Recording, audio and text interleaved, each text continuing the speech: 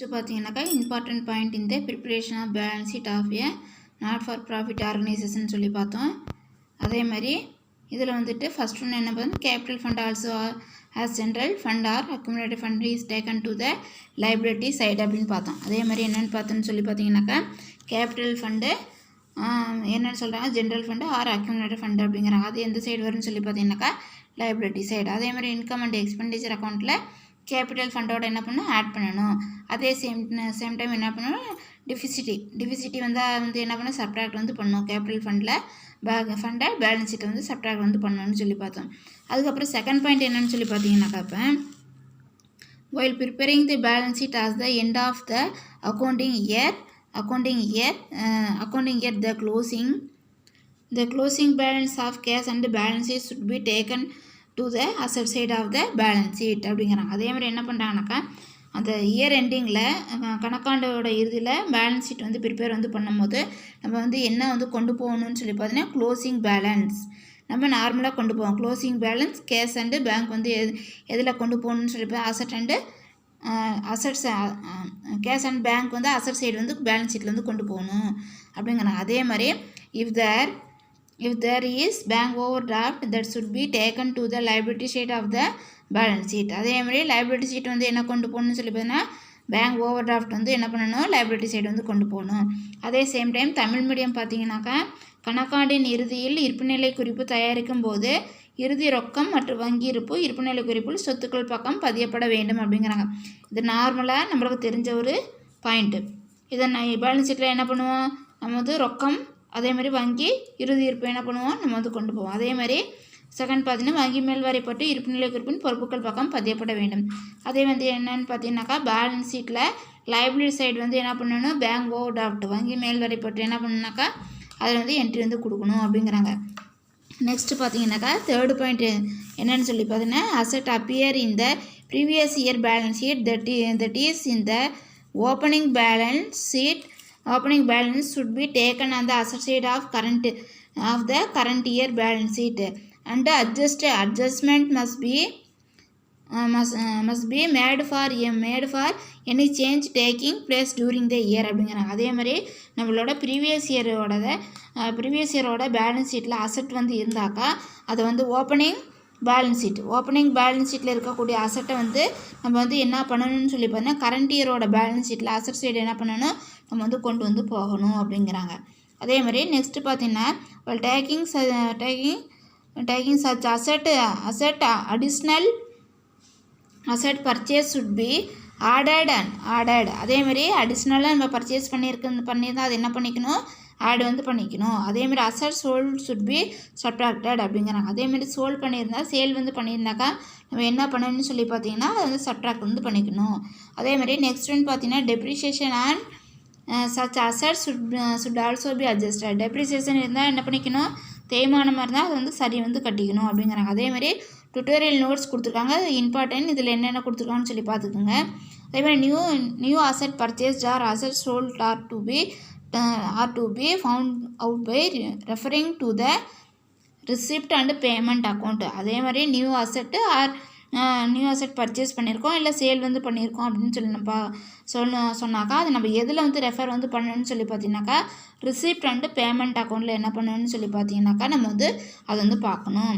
அதேமாதிரி புதிய சொத்துக்கள் வாங்கியது அல்லது சொத்துக்கள் விட்டது குறித்து பெறுதல் மற்றும் செலுத்தல் கணக்கினை பார்த்து தெரிந்து கொள்ள வேண்டும் அப்படிங்கிறாங்க. புதுசாக நம்ம ஏதாச்சும் வாங்கியிருக்கோமோ சேல் பண்ணியிருக்கோமாங்கிற எதை பற்றி தெரிஞ்சுக்கணும், பெறுதல் செலுத்தல் கணக்கு ரிசிப்ட் அண்டு பேமெண்ட் அக்கௌண்ட் பார்த்து என்ன பண்ணிக்கணும், நம்ம தெரிஞ்சுக்கணும். அதே மாதிரி ஃபோர்த் பாயிண்ட் பார்த்தீங்கன்னா prepaid expenses and accrued income as at the end of the current year should be taken to the asset side of the balance sheet. அதே மாதிரி ப்ரிப்பேர்டு எக்ஸ்பென்சஸும் அக்யூர்டு இன்கமாக இருந்துச்சுன்னா இயர் எண்டிங்கில் நம்ம என்ன பண்ணணும்னு சொல்லி பார்த்தீங்கன்னாக்கா அது வந்துட்டு கரண்ட் இயரில் நடப்பாண்டு இறுதியில் என்ன பண்ணணும்னு சொல்லி பார்த்தீங்கன்னாக்கா அது வந்து எந்த சைடு வந்து கொண்டு போகணும், அசட் சைடு வந்து கொண்டு போகணும், எதில் பேலன்ஸ் ஷீட்டில். அதேமாதிரி தமிழில் முன்கூட்டி செலுத்திய செலவுகள் பெற வேண்டிய வருமானங்கள் வந்து இருப்புநிலை குறிப்புகளில் சொத்துக்கள் பக்கம் வந்து பதியப்படணும் அப்படிங்கிறாங்க. அதேமாதிரி next outstanding expenses at the end of the current year and any income received in advance during the current year should be taken to the liability side of the balance sheet அப்படிங்கிறாங்க. அதே மாதிரி same அதில் வந்து என்ன பண்ணால் asset side கொண்டு போகணும். இதில் என்ன பண்ணணும் லைபிலிட்டி சைடு. இதில் பார்த்தீங்கன்னா என்னென்ன அவுட்ஸ்டாண்டிங் எக்ஸ்பென்சஸ் கரண்ட் இயர் எண்டில் என்ன பண்ணணும் எதில் வந்து கொண்டு போகணும்னு சொல்லி பார்த்தீங்கன்னா இன்கம் ரிசீவ்ட் இன் அட்வான்ஸ் அவுட்ஸ்டாண்டிங்கும் இன்கம் ரிசீவ்ட் இன் அட்வான்ஸையும் எதில் கொண்டு போகணும் லைபிலிட்டி சைடு வந்து கொண்டு போகணும். அதே மாதிரி தமிழ் மீடியத்தில் பார்த்தீங்கன்னா நடப்பாண்டோட இறுதியில் கொடுப்பட வேண்டிய செலவுகள் மற்றும் நடப்பாண்டில் முன்கூட்டி பெற்ற வருமானம் இருப்புநிலை குறிப்பின் பொறுப்புகள் பக்கம் என்ன பண்ணணும் அதை வந்து கொண்டு போகணும் அப்படிங்கிறாங்க. அதே மாதிரி நெக்ஸ்ட் வந்து பார்த்தீங்கன்னாக்கா if there are any specific fund such as tournament fund, prize fund, etc. These funds should be shown on the liability side of the balance sheet அப்படிங்கிறாங்க செப்பரேட்லி. அதே மாதிரி என்ன பண்ண ஏதாச்சும் ஒரு specific fund tournament fund prize fund இருந்தாக்கா அதை வந்து நம்ம என்ன பண்ணணும்னு சொல்லி பார்த்தீங்கன்னாக்கா லைபிலிட்டி சைட் பேலன்ஸ் ஷீட்டில் லைபிலிட்டி சைட் செப்பரேட்டாக என்ன பண்ணணும் அதை வந்து நம்ம வந்து காட்டணும். அதே same time any income to the fund should be added to the fund account. அதேமாதிரி ஏதாச்சும் இன்கம் இருந்துச்சுனாக்கா அதை வந்து என்ன பண்ணிக்கணும்னு சொல்லி பார்த்தேன் ஃபண்ட் அக்கௌண்ட்டில் என்ன பண்ணிக்கணும் அதை வந்து ஆட் பண்ணிக்கணும். அதே மாதிரி same time and expenses relating to the fund should B subtracted from the fund account in the balance sheet. அதே மாதிரி என்ன பண்ணணும்னு சொல்லி பார்த்தீங்கன்னாக்கா எக்ஸ்பென்சஸ் வந்து இருந்தாக்கா பேலன்ஸ் ஷீட்டில் ஃபண்ட் அக்கௌண்ட்டில் என்ன பண்ணிக்கணும் அதை வந்து சப்ட்ராக்ட் வந்து பண்ணிக்கணும் அப்படிங்கிறாங்க.